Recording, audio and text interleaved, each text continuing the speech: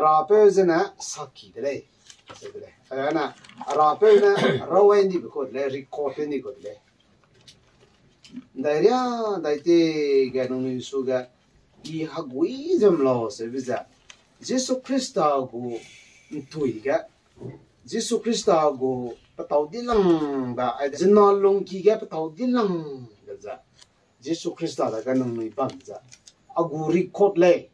Philippine mehra kyana go. Sakile, haruine do sakile. Nang mata te de ngau da hebeda sibar na kole.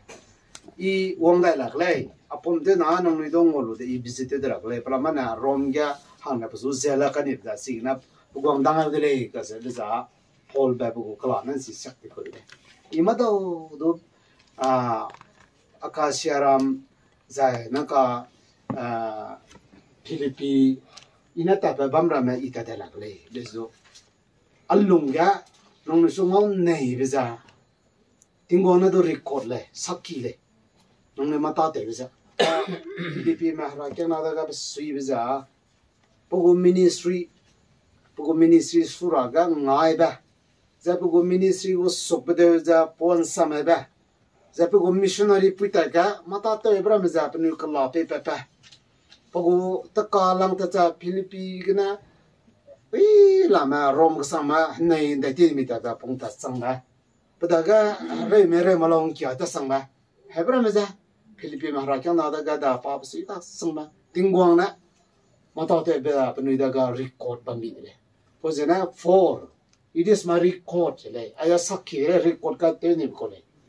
tingwang go Jesus Christ go mro ibiga no mi su kai ni de le sebeda sakhi le no sarang kum Esuka no meze bote no mama leine dizaide Uidege deba me leine duze Eli wanglo Cristo defule